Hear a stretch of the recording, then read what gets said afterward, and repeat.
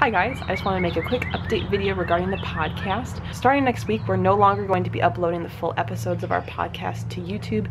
Instead, we'll have a shortened version, and you'll also still be able to find the full version on iTunes if you search Abundantly Minimal, as well as on abundantlyminimal.com. So you'll be able to find that there. Just wanted to update you. Hope you enjoy the episode. Bye guys. In a few weeks, millions of youth will be graduating from high schools and colleges across the country. This is an exciting time and opportunity for these individuals to move forward in their lives and have a fresh start. But what is even more beautiful about this time is that you don't have to be the one graduating to have the chance to reinvent yourself or begin again. The opportunity for a better life, and a more minimalist life, if desired, is within reach.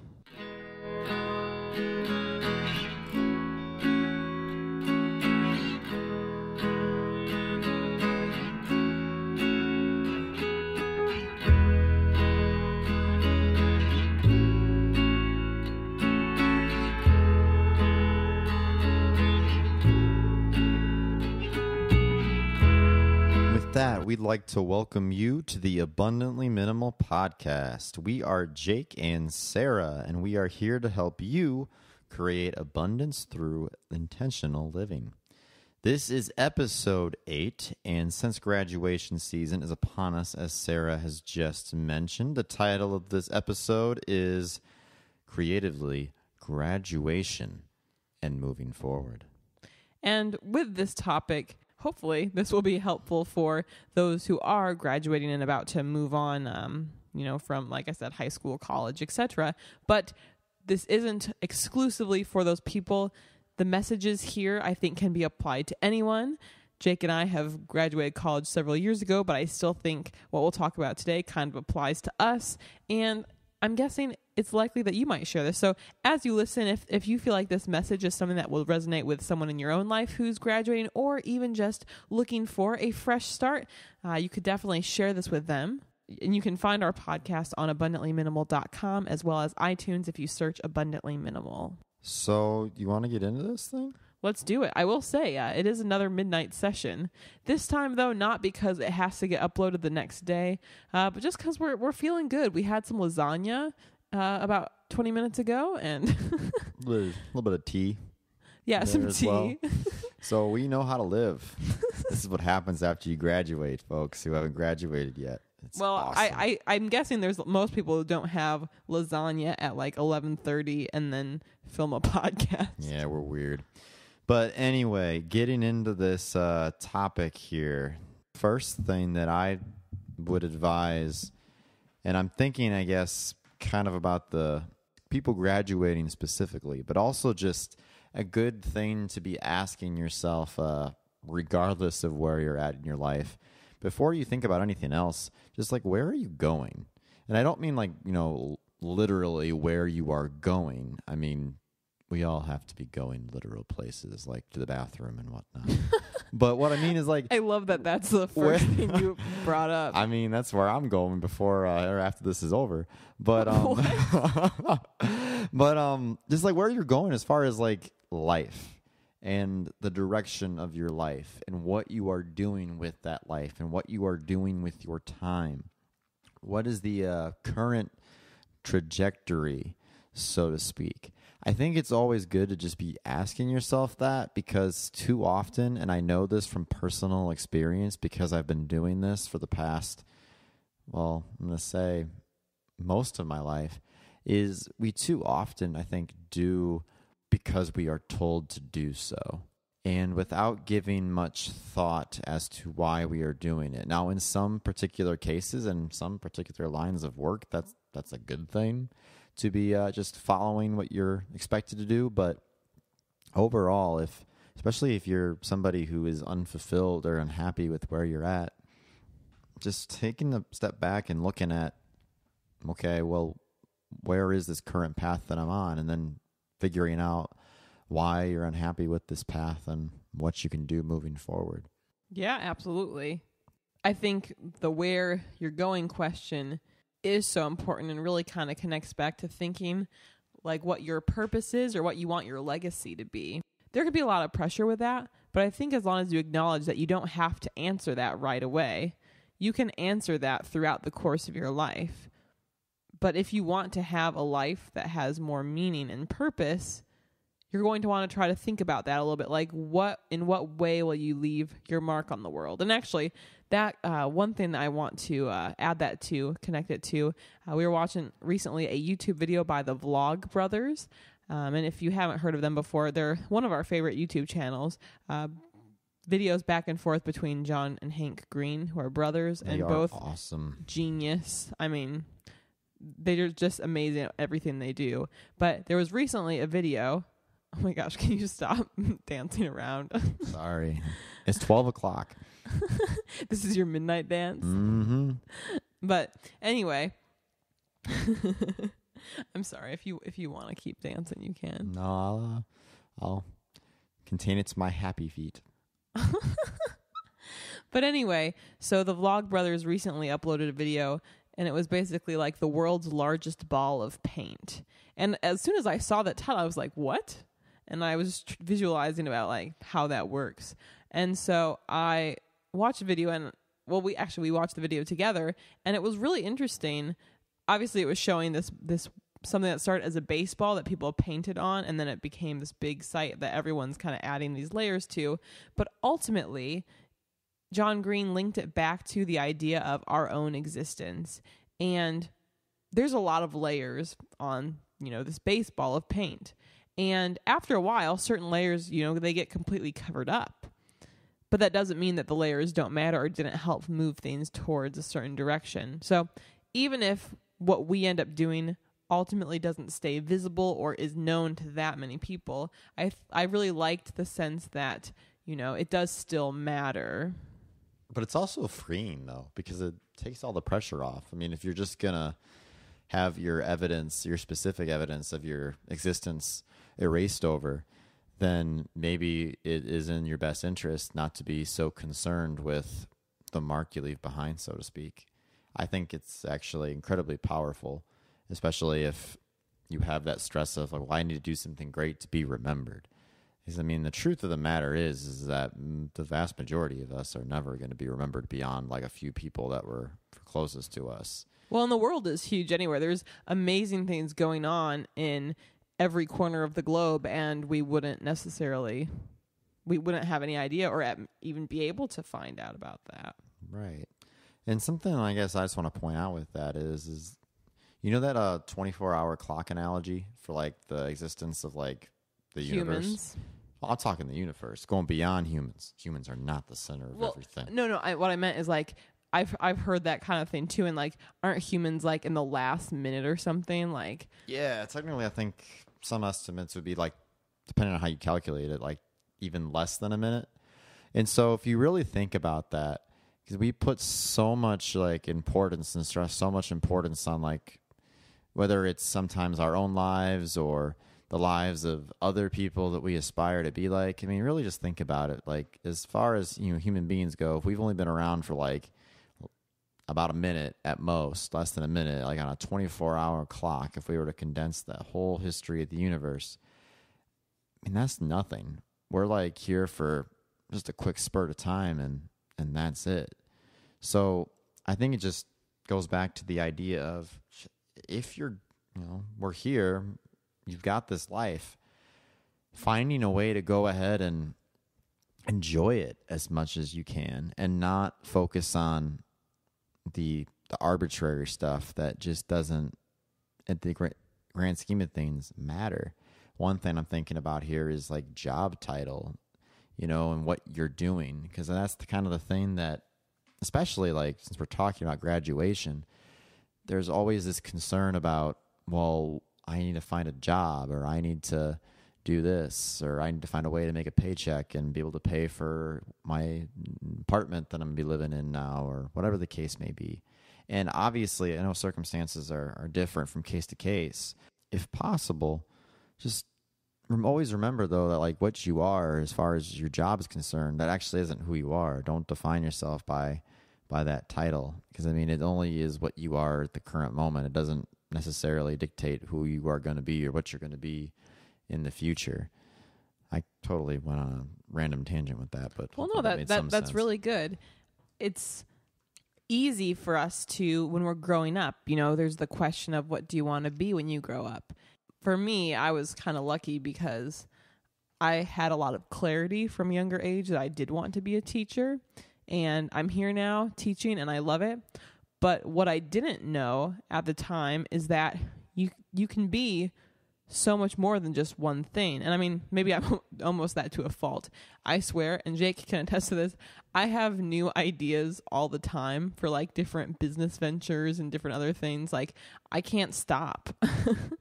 And, you know, today I came up with a couple different ideas for things. Always thinking. And it's like, I mean, you know, realistically, none of this is really possible. So I've kind of narrowed it down somewhat to a couple additional things outside my work as a teacher. And to me, I mean, it is something that I do hold kind of close to identity, but I'm not limited to that. I'm more than just that. And I think it's good to have flexibility too, and know that in life the average person switches careers 3 times and like switches career fields, I guess I should say. So chances are you're going to be moving around a little bit. Just being flexible and kind of evaluating your situation as you go and seeing if there are things that you would rather be doing at a time and not feeling guilty about taking the plunge or trying something new. I know you talk about kind of the pressure of feeling like you have to get a job right away. We were totally there somewhat. I know when I graduated college, and it might have been also when we had the wedding, I had $75 left in my checking account, which is a little uncomfortably low. I mean, especially since I had been working so much during college too that, you know, it had never really gotten that low. And I applied a couple places for that summer to try to get a job. So I was like, I have no money. I mean, I was fine, and Jake was working, so he helped me out a little bit at the time. But, you know, now we're in a much more relaxed state. So I understand if you are going through financial challenges, it's like you just want a job to cover costs and whatnot. But I think what's great, especially if you've worked for a while and been saving money responsibly as we're going along, which we're big savers. I think what's nice is that you can take some of the pressure off and it makes it a little easier. For sure. I've got a response to some maybe common advice that I don't think is very good advice. Let's hear it. So you might have heard something along the lines of, if you love what you do, you'll never work a day in your life. I know I heard that one a while, and I mean, maybe other people would see through it more. For me, I feel like that was actually a quote that maybe I'd heard and be like, oh, that's true. I think the reality is, with any kind of job, there's going to be negative. So even if it is something that you love doing, it's not going to be sunshine and rainbows the whole time. There are going to be challenges you deal with along the way. But I think that's okay, and that, you know, I think can make the ups, you know, when they're having the ups and downs, I can think it can make those high points even better and more rewarding.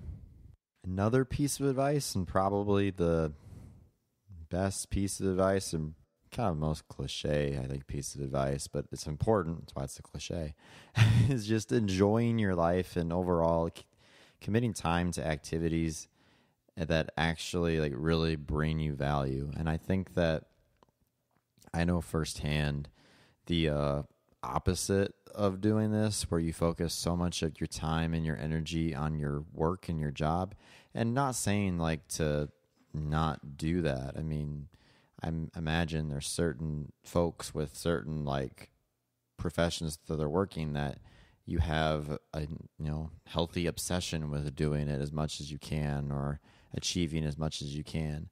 But overall, I think it's important to make sure that you still take a step back, going back to, like I said, remembering that your job doesn't define who you are, and making sure that you're giving time to yourself, giving time to your family, or giving time to the community, and realizing that there's so much more out there beyond that work bubble. Because I know for me, last 3 years, I've always been pretty focused on, whether it was school even too, but sometimes a little bit too focused, unhealthily focused. and ignoring other aspects of life that really at the end of the day, like ultimately bring more value, whether it's like spending time with you, Sarah, or with family or pursuing other hobbies. Yeah, I mean, I think work-life balance, figuring out what that balance is for you is really important because it is going to vary. Jake and I have very different examples of work-life balance. You know, sometimes I almost feel self-conscious about this, but for me, I love working. And it's not necessarily, I mean, it's typically not just on my actual job, but like on many things. And for me, it gives me a lot of joy. So for me, my work-life balance, I still feel like overall I have kind of figured out what my ideal balance is, and I feel like I'm pretty self-aware. But the amount of work I do is probably higher than, you know, someone else, and maybe for Jake that's okay. But I can still tell when I need to take time for myself. For example, this last week was a little bit of a crazy week at school with different things going on. So Friday night, I kept things pretty chill and I didn't really do any work and didn't really feel like doing any work, which was, you know, kind of unusual for me. But, you know, it was just kind of a relaxing night. We watched Amazing Race, made some cookies. Pretty nice.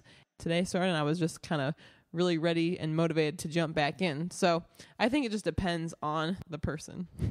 And last piece of advice from me, and honestly, kind of change it up a little bit based on what you said. Don't compare yourself to where other people are. This sounds really simple, but especially for those of you who are graduating, it's really easy to like compare yourself to your classmates or your friends as far as, oh, who got themselves a job already out of school, who still hasn't got a job, blah, blah, blah, blah, blah. It doesn't matter. I mean, you're all different people.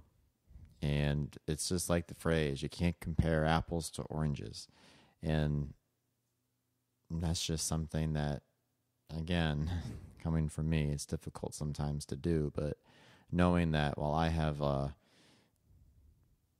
wife who is a workhorse beyond anything I've ever seen, you know, it's not, you know, it's good. She loves what she does. But for me, I've accepted I'm never going to be anywhere near like that level. It's just not me. And I just don't value that. And it's not like I'm saying I'm lazy. I mean, I definitely do my fair share of work. But whereas, you know, Sarah might spend more time on her weekend and feel happy about that, like doing work and whatnot. For me, not so much. So I want to enjoy that free time I have to then refresh me, recharge my batteries. So then when I do go into work, I guess the following week, I'm going to hopefully be that much better and productive and helpful than I would be otherwise if I burn myself out. Sometimes that is not avoidable. Sometimes you have to still put in your time over the weekend, but I guess then to go to my last piece of advice, take care of yourself and remember that your job is not worth more than your mental health, physical health. I love what you were saying about not comparing yourself. In our society today, it's easier than it's been before to compare yourself because everyone's got an online footprint, or many people do. It's hard to avoid an online footprint.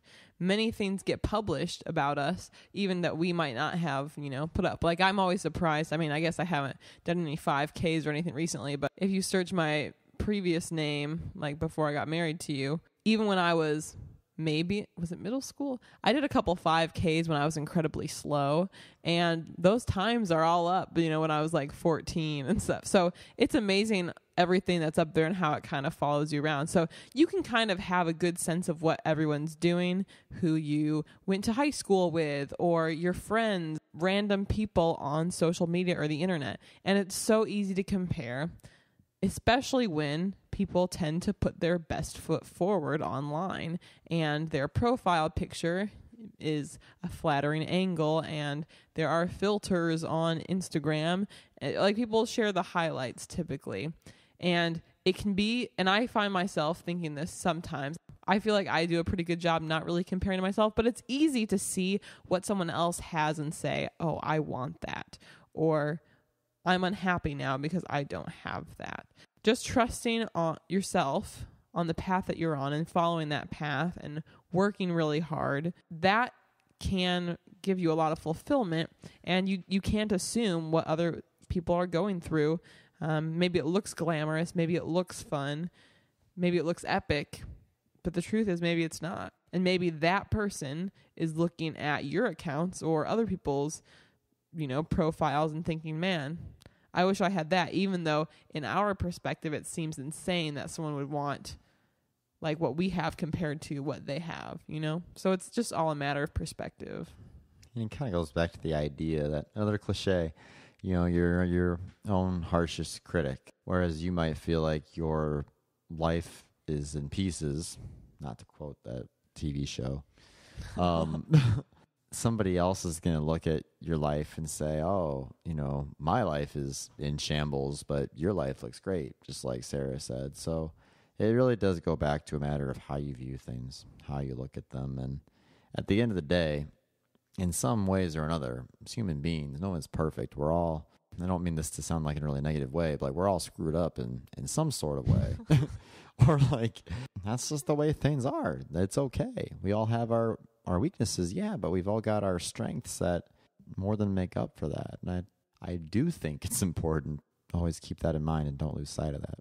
For sure. But let's bring it back to minimalism as well, even though I think a lot of this advice could be related. But thinking about graduation or the thought of moving forward in whatever path that you find yourself on, for those who are graduating or moving on, literally like moving to another area or using this as an opportunity for change, I think minimalism can play a really valuable role.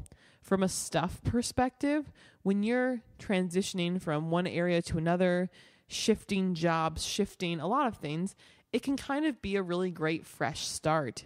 And so if you find yourself in that situation, we would encourage you to kind of think more from a minimalist perspective. And if it's the right time in your life to try to whittle down some of the possessions that you have that are kind of cluttering up your life, maybe it's a good time to do that. If you're moving, you can decide what things you actually need and other things that you haven't really used yet.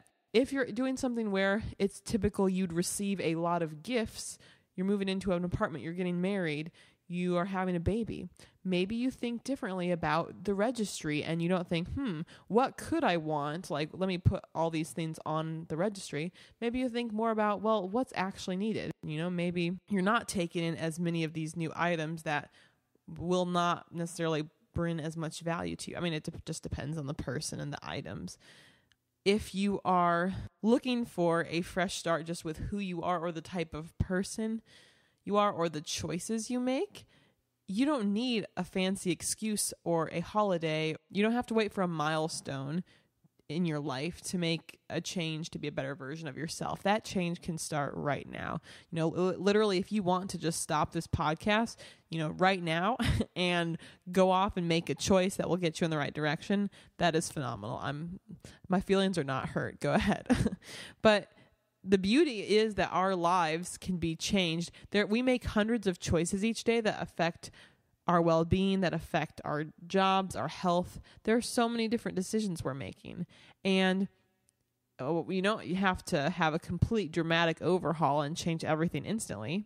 You can, but there's a lot of power in the beauty of now, starting now, whatever it is. It kind of goes back to episode 2, which was our goal-setting episode, but the idea that even if you're not graduating, you can kind of still cash in on, the idea that you can have a transition point at any time. And for a lot of people, graduating kind of does lead to some sort of movement to another area or location. So I think minimalism is really closely related to that. But I think even if you're not at one of those points, this can still be a valuable message. So that's kind of what I think I'll end on. I know this episode was actually a lot earlier than, or a lot shorter. This episode was a lot shorter than some of our previous ones. We were trying to keep them all about a half hour, and then, whoops, a couple went to about an hour. So we're working on it. But thank you guys so much for listening today. Jake, do you have anything else to add? Nope, just keep doing your thing and don't be afraid to achieve. Wow. That could be on a motivational poster. Could be. It will be. Hashtag abundantly minimal. Actually, that reminds me, when we were in Iceland a couple years ago, we took this photo. Like I took this photo of Jake, and it looked so like focused and determined. I even put a random quote on it. Yeah, it made me laugh. Still a great photo. It is Beautiful. Maybe I'll have to post. Maybe I'll post that on Instagram sometime for you. Yeah, maybe you will. All right. But anyway, thank you guys so much for listening. As always, you can follow along at abundantlyminimal.com or Abundantly Minimal if you search that on iTunes. Also on YouTube. But I will say one thing with YouTube. We have been uploading the podcasts on there for these first episodes, but we actually, after this episode, we will no longer be uploading the full version of the podcast on YouTube. We will instead be uploading a short video that's kind of related to the topic. So if you do desire the messages and topics that we're saying, but you don't want to spend as much time as we're talking listening to it, there will be a shortened version on YouTube. So that will be an adjustment we make going forward. So anyway, thank you again. It means so much to us. If you're liking what you're hearing, we'd love to have you as a subscriber or for you to leave a rating or review. Good luck with everything for all the graduates out there. Congratulations. Otherwise, I guess have a great day or night, depending on when you're listening. We'll see you next time.